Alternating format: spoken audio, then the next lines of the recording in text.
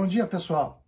Nós vamos falar hoje sobre circuitos PLL, Phase Locked Loop, ou em português, elo travado em fase. Na terceira década do século XX, os dispositivos de telecomunicações, os rádios, praticamente utilizavam todos eles o sistema super heterógeno. E aí, para competir com essa estrutura que estava funcionando muito bem, um grupo de pesquisadores britânicos concebeu o conceito do PLL. Na época, essa estrutura com um diagrama de blocos de 3 bloquinhos, subblocos, um comparador de fase, um filtro passa-baixas e um oscilador controlado por tensão, teve dificuldade de se implementar devido ao custo dessa estrutura. Mas, ao longo dos tempos, isto se alterou e praticamente os PLLs hoje dominam as estruturas de telecomunicações, tanto em transmissão como em recepção, e são extremamente utilizados. A ideia básica é que esse elo, esse loop fechado, tá, tem a condição de, em função da sua realimentação, comparar o sinal de entrada com o sinal de saída de um VCO. E a partir dessa comparação, gerar um sinal que esteja em fase, que esteja sincronizado com o circuito de entrada. Um PLL basicamente tem 3 estados distintos de funcionamento. Oscilação livre, ou free running, quando nós não temos sinal na entrada. O momento da captura, quando aparece o sinal de entrada. E depois o terceiro momento, quando ele já está travado, quando ele já está sincronizado com o sinal de entrada. Os blocos de um PLL são 3. Eu vou explicitar e falar um pouquinho sobre cada um deles. O primeiro é o comparador de fase. Existem basicamente 2 tipos.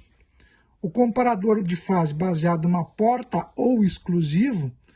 A porta ou exclusivo, ela compara quando eu tenho sinais diferentes nas suas entradas, ela tem uma saída alta, e quando as entradas são iguais, tem uma saída nível baixo. Esse tipo de sistema é muito eficiente para fazer comparação de fase, comparação de 2 sinais de frequências diferentes ou de fases diferentes.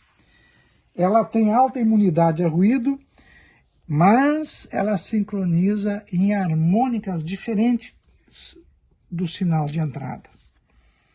O outro tipo de comparador é baseado nos flip-flops, como por exemplo o flip-flop SR.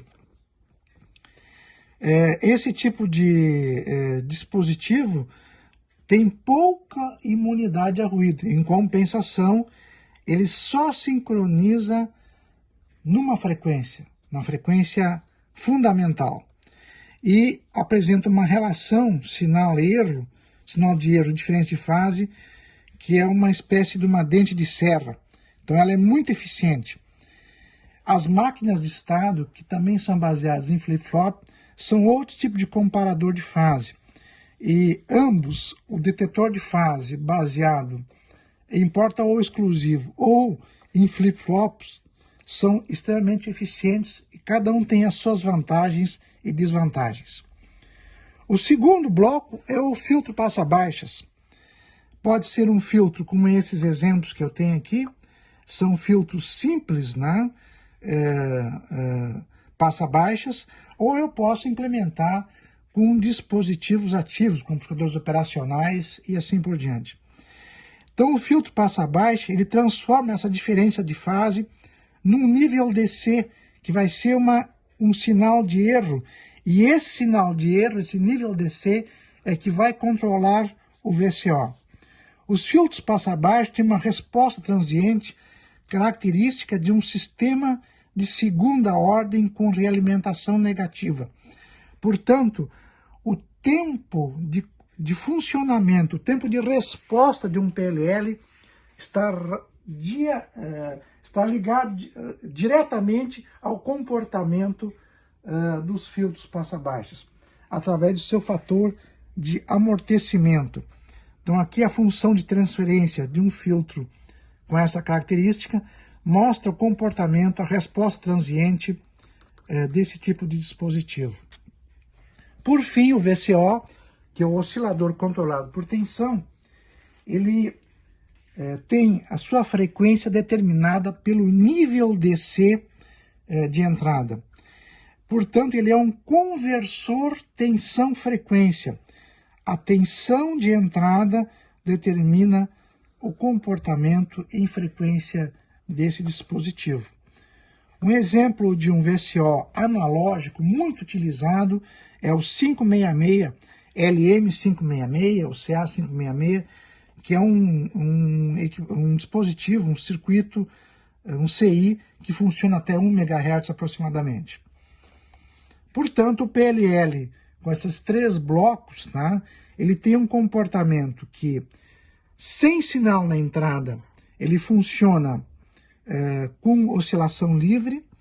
Existe uma faixa de captura, ou seja, quando aparece o sinal, ele consegue capturar, ele consegue sincronizar dentro de uma faixa de frequências, e depois de sincronizado, essa faixa se amplia, chamada faixa de retenção ou de sincronismo, de tal modo que ele consegue manter-se sincronizado normalmente numa faixa de frequências superior àquela que ele funcionaria para capturar e entrar em sincronia. O 565 é um PLL analógico, muito utilizado até a década de 90, quando nós tínhamos aqueles modems de linha de escada para acesso à internet. Ele foi praticamente o circuito mais usado nesse período. Adicionalmente, o 4046 é um PLL totalmente digital, já com as 2 alternativas de comparador de fase, e o seu irmão mais jovem, o 74HC4046, que já dispõe de 3 tipos de comparadores de fase, inclusive uma máquina de estados, e funciona em frequências bem mais elevadas, né?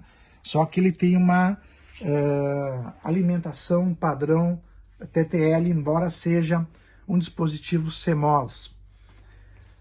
Várias aplicações nós temos para os PLLs.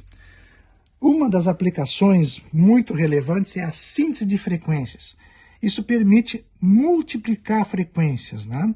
Como é que se faz isso? Eu insiro na linha de realimentação um divisor de frequência programável. Por exemplo, o CI-CMOS, o 4017, né? Ou outro similar, de tal forma que eu consiga programar. Ou seja, eu engano o PLL. Se eu divido a frequência de saída do VCO, consequentemente o detetor de fase vai comparar frequências bem mais baixas, e com isso eu consigo multiplicar na saída a frequência de entrada. É um dispositivo muito simples e muito usado em telecomunicações. Por exemplo, na síntese de frequência em transceptores de 27 MHz, que são a banda de cidadão, ou PX. Aqui no bloco sintetizador, nós temos nada mais do que um PLL programável. Existem vários fabricantes de equipamentos dessa natureza. Vou mostrar para vocês um deles, que é a Voyager, o VR148 GTL, que é um dispositivo e equipamento que utiliza esse princípio da síntese de frequências baseadas em PLLs. Também da mesma forma, na transmissão FM, em VHF e UHF, e também os transmissores de FM comerciais utilizam o mesmo princípio.